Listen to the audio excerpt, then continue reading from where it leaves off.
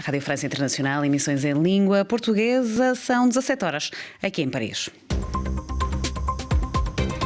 Cristiana Soares. António Guterres defendeu em Cabo Verde um apoio maciço aos países em desenvolvimento como uma das 4 medidas para acabar com a atual emergência oceânica.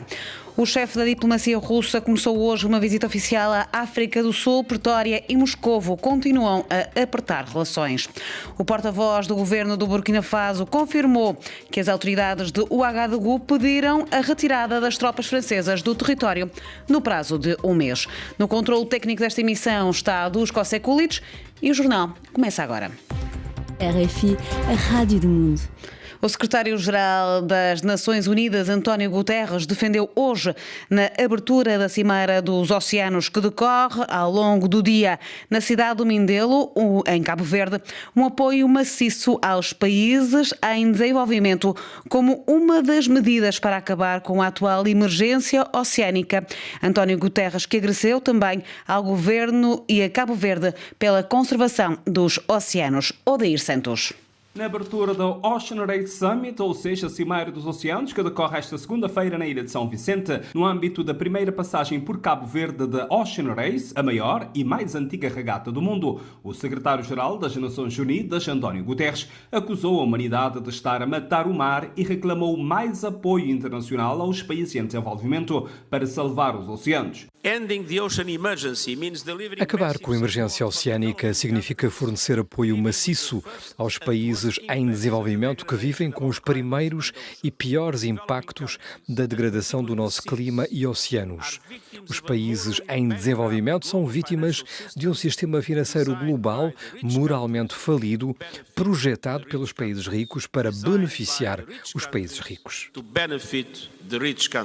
Por sua vez, o primeiro-ministro cabo-verdiano, Ulisses Correia Silva, enquanto anfitrião do Ocean Race Summit, manifestou a total adesão de Cabo Verde ao apelo do secretário-geral das Nações Unidas à ação para salvar os oceanos e proteger o futuro do planeta. Colocamos expectativas elevadas no apelo Call for Action e acrescento Call for Action Now. Gostaríamos que os temas e os compromissos que a coligação pela natureza propõe fossem considerados na Cimeira do Futuro a ter lugar em setembro de 2023 e na próxima Conferência dos Oceanos das Nações Unidas em 2025. A Cimeira dos Oceanos, que decorre na cidade do Mindelo, na ilha de São Vicente, conta ainda com várias personalidades, entre os quais o primeiro-ministro de Portugal, António Costa, e do ex-presidente das Ilhas Seychelles, Danny Ford, de Cabo Verde para a RFI, Odair Santos. O chefe da diplomacia russa e há escassos dias a secretária de Estado norte-americana do Tesouro escolheram a África do Sul para visitar e reforçar a cooperação bilateral.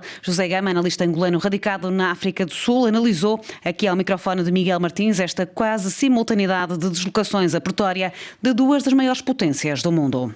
A África do Sul acaba por receber, nesse momento, 2 altos dirigentes das 2 principais potências do mundo, que é o ministro dos Negócios Estrangeiros da Rússia e, a semana passada, da secretária de Estado do Tesouro. O apelo que ela tem estado a fazer foi mais no sentido de tentar influenciar a África do Sul para que passe a apostar nas chamadas energias limpas. Ela não foi muito em questões políticas, pronto, como podemos ver, ela é de um pelouro econômico, mas nos sítios onde ela está a passar, está muito clara que o objetivo é tentar diminuir a influência russa e também da China. Por isso que visitou países que têm uma influência chinesa, que é a África do Sul, que tem cerca de 200 mil a 300 mil chineses a residirem aqui já há muitos anos, e a Zâmbia, que é um país também, um dos mais endividados com relação à China depois de Angola, e o Senegal, que também tem aí os projetos, que é a economia que mais vai crescer este ano em África. O porta-voz do governo do Burkina Faso confirmou esta segunda-feira que as autoridades de Ouagadougou pediram a retirada das tropas francesas do território no prazo de um mês. Ontem, o presidente francês disse aguardar esclarecimentos por parte do presidente de transição do país, Karina Branco. Em entrevista à Rádio Televisão de Burkina, o porta-voz do Executivo confirmou que as autoridades de Ouagadougou pediram a retirada das tropas francesas do território no prazo de um mês. O responsável acrescentou que o país deve defender-se a ele próprio e que quer que a França continue a apoiar, mas apenas com equipamento. A agência France Press tinha adiantado, horas antes, ter tido acesso a um correio do Ministério dos Negócios Estrangeiros do Burkina Faso, no qual o Ouagadougou denuncia e sai do acordo de 17 de dezembro de 2018 relativo ao Estatuto das Forças Armadas Francesas que intervêm no país. Interrogado sobre o tema, o presidente francês disse esperar pelas declarações e esclarecimentos do presidente de transição e alertou para que não haja manipulação do que chamou amigos russos. Em causa a vontade de Ouagadougou de reforçar as parcerias com Moscovo, algo sublinhado na semana passada pelo chefe de governo depois de um encontro com o embaixador russo e um mês depois da sua visita a Moscovo. Tal como aconteceu no Mali, a presença militar de França, antiga potência colonial, tem vindo a ser contestada. Na última sexta-feira houve mais uma manifestação para exigir a retirada das tropas francesas e no início de janeiro a junta militar pediu a saída do embaixador de França que tinha denunciado a degradação da segurança no país. As relações entre a Turquia e a Suécia voltam a arrefecer e foi cancelada a visita do ministro da Defesa sueco à Turquia. José Pedro Tavares, o nosso correspondente em Ankara, tem mais informação. Se o processo de adesão da Suécia e da Finlândia à NATO estava complicado, o Parlamento turco ainda não ratificou a entrada dos dois países escandinavos na Aliança Atlântica. Mais difícil ficou depois de, neste fim de semana, um sueco de extrema-direita ter queimado um Corão em frente à Embaixada Turca em Estocolmo. Esta manifestação, que tinha sido autorizada pelas autoridades suecas, despoltou reações fortíssimas por parte das autoridades turcas, que cancelaram mesmo uma visita do ministro sueco da Defesa a Ankara, programada para esta sexta-feira. O presidente turco Recep Tayyip Erdogan tem vindo a dizer que a Suécia, em particular, ainda não fez o acordado em junho passado, durante a Cimeira da NATO em Madrid, quando os países escandinavos se comprometeram a colaborar com a Turquia na luta antiterrorista para conseguir levantar o veto turco à sua adesão à NATO. Apesar da Suécia já ter modificado a sua lei antiterrorista e de se ter distanciado de alguns grupos que Ankara considera ser terroristas, Ankara ainda exige a extradição de dezenas de indivíduos procurados por terrorismo na Turquia, mas que a justiça sueca recusa enviar para esse país, ou porque aquilo que são acusados na Turquia não é considerado um crime na Suécia, ou porque considera que não receberiam um julgamento imparcial na Turquia. O incidente este fim de semana deve ter enterrado por completo as esperanças de uma adesão a curto prazo destes países escandinavos.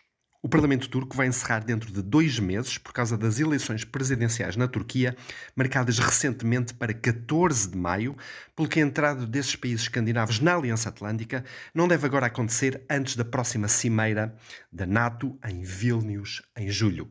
José Pedro Tavares, RFI, em Ankara. A fase de grupos do CHAN, o Campeonato Africano Interno de Futebol, termina amanhã. Neste momento há 4 equipas apuradas: a Argélia, Costa de Marfim, Senegal e Moçambique.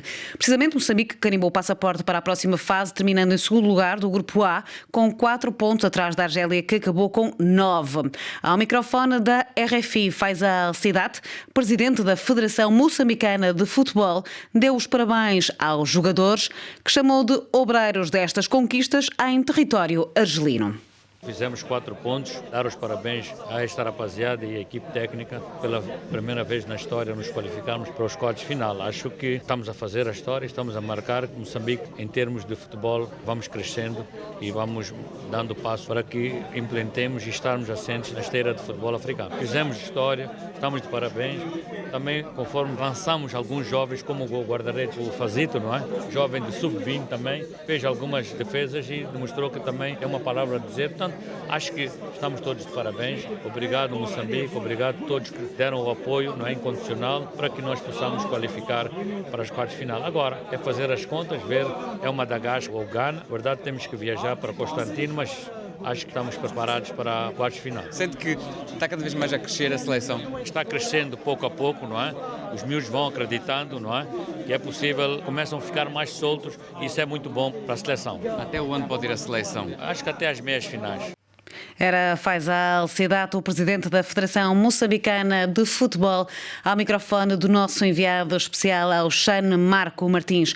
Os Mambas voltam a jogar a 28 de janeiro em Constantina, frente ao vencedor do Grupo C, onde se encontram Madagascar, Gana e Sudão. E aqui o ponto final deste bloco informativo.